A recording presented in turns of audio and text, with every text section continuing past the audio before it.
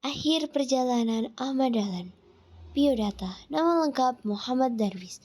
Nama setelah Haji Kiai Haji Ahmad Dahlan. Tempat lahir Kauman, Yogyakarta. Tanggal lahir 1 Agustus 1868.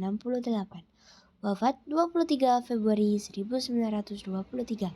Usia saat wafat 54 tahun. Tempat wafat Yogyakarta.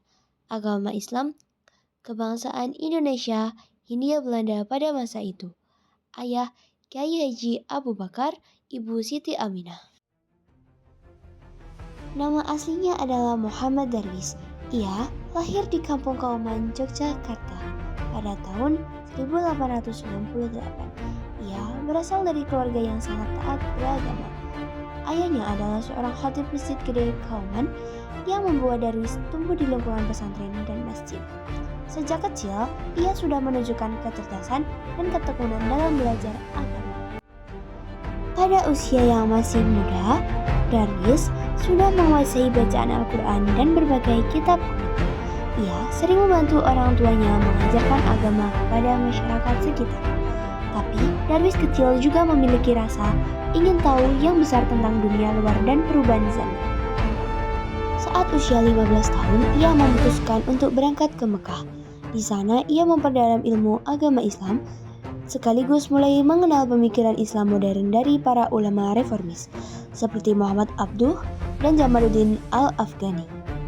Dari sanalah Darwis mulai menyadari pentingnya perubahan dan cara berpikir umat Islam agar bisa maju. Setelah pulang dari Mekah, Darwis mengganti namanya menjadi Ahmad Dahlan. Ia mulai mengajarkan pemikiran Islam yang lebih rasional dan sesuai dengan perkembangan zaman. Namun, perjuangannya tidak mudah. Ahmad Dahlan mulai mengajarkan tafsir Al-Quran dengan pendekatan baru. Ia menekankan pentingnya memahami isi dan makna Al-Quran, bukan hanya membaca secara ritual. Banyak orang saat itu merasa tidak nyaman bahkan menuduh ajaran Dahlan menyimpang. Ia difitnah, dilecehkan, bahkan beberapa masjid menolak kehadirannya. Tapi ia sabar dan terus berdakwah dengan santun dan penuh semangat. Ia juga sangat peduli pada pendidikan. Ahmad Dahlan membuka sekolah-sekolah Islam modern di mana pelajaran agama diajarkan bersama pelajaran umum seperti matematika, ilmu pengetahuan, dan bahasa. Ini adalah hal yang baru dan dianggap aneh pada saat itu, tapi perlahan masyarakat mulai menerima. Pada tahun 1912, Ahmad Dahlan mendirikan organisasi Muhammadiyah. Tujuan utamanya adalah untuk memurnikan ajaran Islam dari hal-hal yang tidak sesuai dengan syariat, serta memajukan umat melalui pendidikan, kesehatan, dan amal sosial. Muhammadiyah membuka sekolah, rumah sakit, panti asuhan, dan lembaga sosial lainnya. Yang menarik, organisasi ini tidak hanya untuk laki-laki.